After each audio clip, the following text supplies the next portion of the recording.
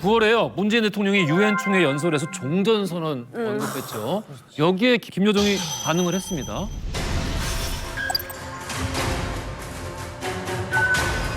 비극적 상황을 끝낼 때가 되었습니다. 그 시작은 평화에 대한 서로의 의지를 확인할 수 있는 한반도 종전선언이라고 믿습니다.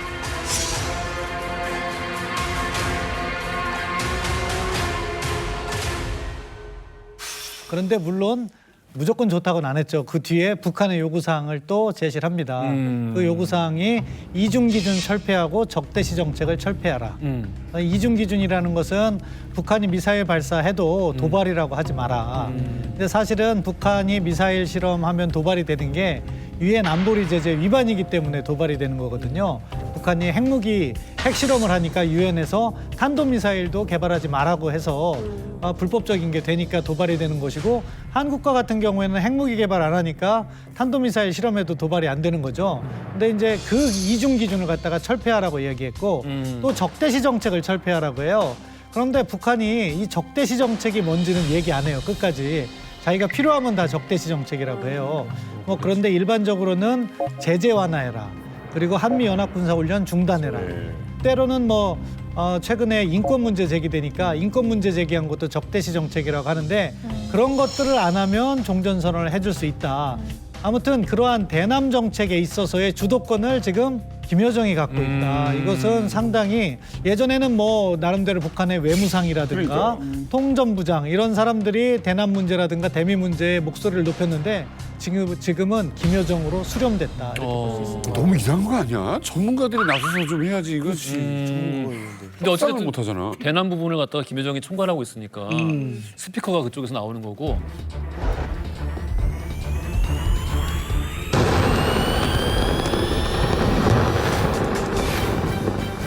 작년 6월이었죠. 사실 그때 좀 충격적이었는데 계속해서 북한이 처음에는 불만 표시를 해요. 그러니까 대북전단 살포에 대해서 불만 표시를 제기를 하는 거죠. 그런데 그것과 관련해서 우리 정부가 바로 반응을 안 했어요. 그러니까 북한에서 힘을 보여줘야겠다는 식으로 나왔던 것 같아요. 그러면서 김여정 부부장이 폭파할 수 있다는 걸 시사했는데 그래도 우리 조치가 없으니까 생각외로 정말로 폭발을 시켜버리더라고요. 그런데 그러면서 더 확전을 할 것처럼 이야기했는데 남북 공동연락사무소 폭파 다음에 김정은 위원장이 개입을 해요.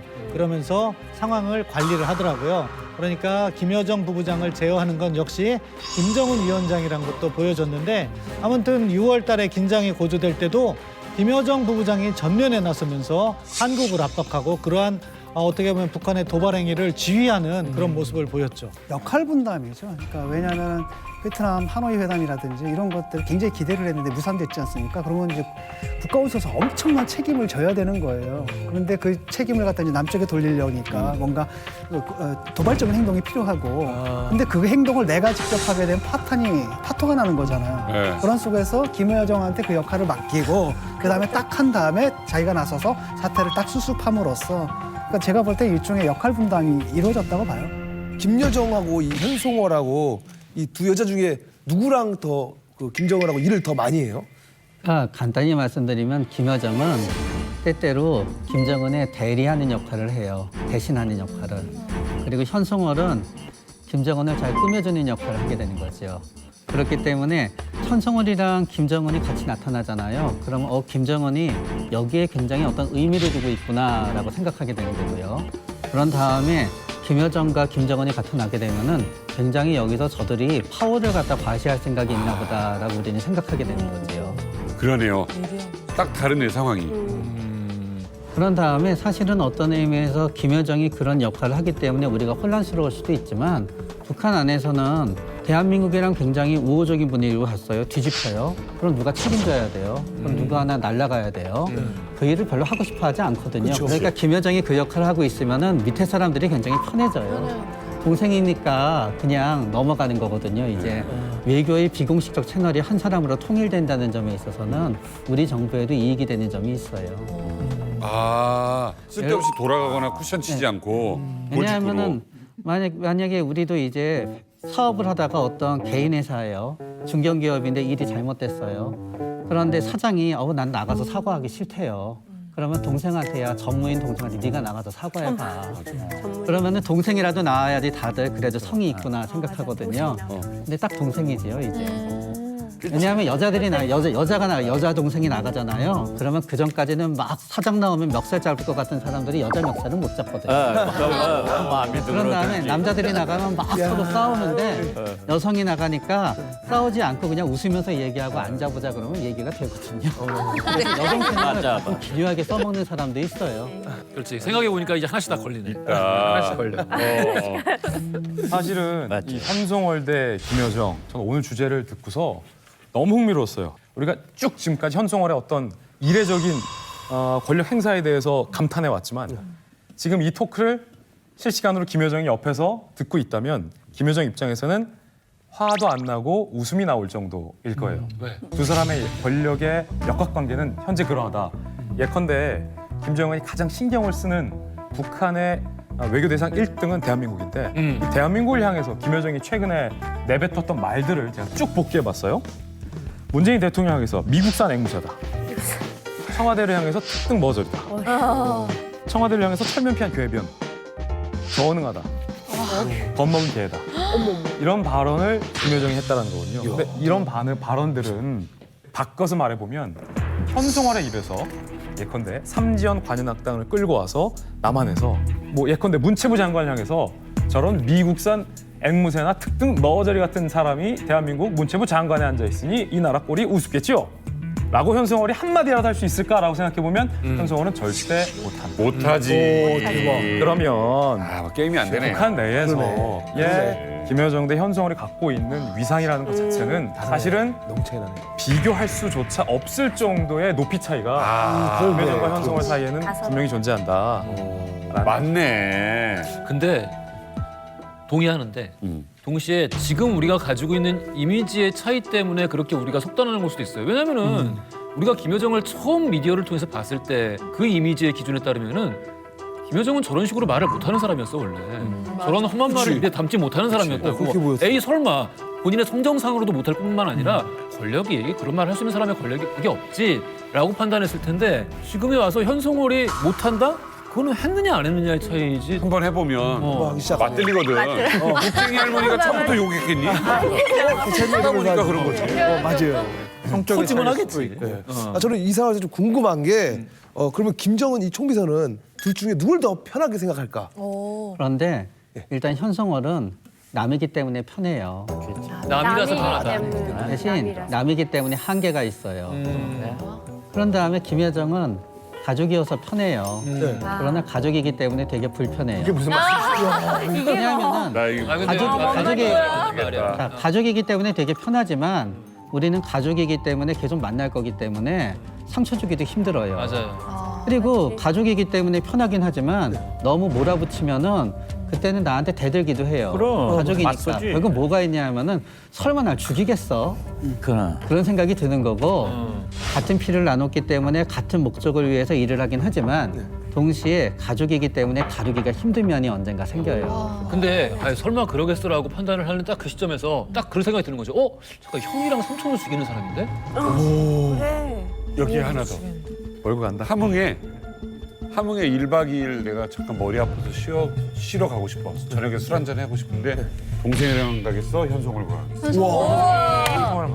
현송월이죠. 술 잘 마시는 사람이랑 가야 되는 거예요. 정답이네. 김정은 씨 뭐 물을 것도 없네. 결정적인 상처받는 순간은 아마 남이 아니라 가족일 거예요. 맞아요. 아니 근데 진짜로 그건 실제 그래요. 예, 왜냐면 가족들은 그런 말 하면서도 그렇게 상처 안 받을 거라 생각해요. 왜냐면은 내가 네 엄마인데? 아니면 내가 네 아빠인데? 내가 너 사랑하는 거 알면서 이런 말에 상처를 받는다고? 하지만 상처받는 거죠. 가장 살벌하게 싸고 가장 먼저 등 돌리는 게 가족들이에요. 그러니까 나는 우리가 이렇게 식군의 연예인 같은 경우는 매니저가 있을 때 서로가 성격 맞는 게 너무 중요하잖아요. 근데 이 두 사람도 성격 잘 맞아야 가능한 거야. 아무리 오빠가 좋아해도 이 두 사람 성격은 어떨까요? 매우 달라요. 매우 다른 것 같아요. 예를 들어서 우리 김여정은 보다가 보면은 중간 표정이 없어요. 언론에 노출이 되는 게 아주 웃거나 아주 화내거나 맞아요. 중간이 없어요. 그리고 되게 긴장되어 있으면서 강박적이고 되게 꼼꼼한 듯한 모습을 보여요. 그래서 머리 모양도 항상 비슷하고 옷 입는 것도 절대로 튀지 않아요. 그러나 반대로 현송월은 이제 반대인 거지요. 굉장히 과시하는 거 좋아하고 자기도 모르게 튀고 화장 이제 진하게 그렇게 하고. 돼요. 코트 막 이러고. 네. 그런데 현송월이 그러는 이유는 김여정은 드러낼 필요가 없어요. 그 존재 자체가 최고예요. 그러니까 예를 들어서 재벌이고 우리가 그 재벌의 얼굴을 다 알아요. 그러면 그 사람이 뭐를 걸쳐도 다 오히려 멋있게 생각하죠. 네, 네. 근데 왜 싼 물건 갑자기 써도 자책하게 되고 되죠? 비싼 물건 써도 돼요. 맞아요. 그런데 그게 아닌 사람은 우리나라에서 저런 옷을 입으면 안 되는데 하는 옷을 입으면 그게 권력을 상징해요. 그렇기 때문에 현송월은 그 사회에서는 많이 꾸미면 꾸밀수록 비싼 거를 많이 챙기면 챙길수록 그 사람은 권력이 올라간다는 걸 의미해서 과시하게 되는 거죠. 교수님 말씀이 정확하게 들어맞았습니다. 그 사진이 있습니다. 현송월과 김여정의 패션이 비교된 사진이 한 장. 아 그런 게 있어요? 현송월이 든 저 가방이 에르메스 가방으로 알려져 있고요. 저 초록색이요? 네, 왼쪽에. 저게 악어 가죽이고 그리고 정가가 2,500만 원이 그 조그만 게? 저 조그만 게 2,500만 원 에르메스 가방으로 알려져 있어요. 그리고 저거 말고 현송월이 자주 들고 다니는 가방 중에 샤넬 클래식라고 800만 원 넘는 가방 하나 있거든요. 현송월이 그 샤넬 클래식도 자주 들고 다녀요. 에르메스의 샤넬 가방을 현송월은 거리낌 없이 들고 다니는데 반면에 지금 김여정이 들고 다니는 저 가방에 대해서는 뭐지? 저게 어떤 가방인지 아무도 몰라요. 아니 전 세계 이 호사가 저 가방의 디자인과 품번이 전 세계에 알려진 바 없어요. 진짜요? 일각에서 팔삼 제품. 만든 83 제품이라는 설도 실제로 있어요. 진짜. 장마당에서 샀나? 그럴 수 있다. 김여정은 에르메스도 필요 없고 샤넬도 필요 없어요. 그럼. 오히려 김여정의 패션에서 유명해진 건 맨날 하고 다니는 저 머리띠. 북한 평양에서 김여정의 머리띠 유행했을 적 있었거든요. 근데 북한 평양에서 현송월의 에르메스가 유행할 수는 없거든요. 사실은 요걸 보면서 현송월은 김여정에게 없는 게 있잖아요. 그게 한 가지인데 매우 크잖아요. 바로 그렇지. 엄청 크지. 혈통이 없잖아요. 그렇기 때문에 현송월은 저렇게 과시하려는 욕이 있는 것 같은데 저는 제가 흥미롭게 봤던 건 김정은이 저걸 용인한다는 거예요. 그렇지. 3명의 여자가 있어요. 김정은 주위에. 부인 리설주가 있고 김여정이 있고 그리고 현송월이 있어요. 근데 제가 알기로 리설주는 에르메스나 샤넬백을 대놓고 들고 다닌 적이 잘 없어요.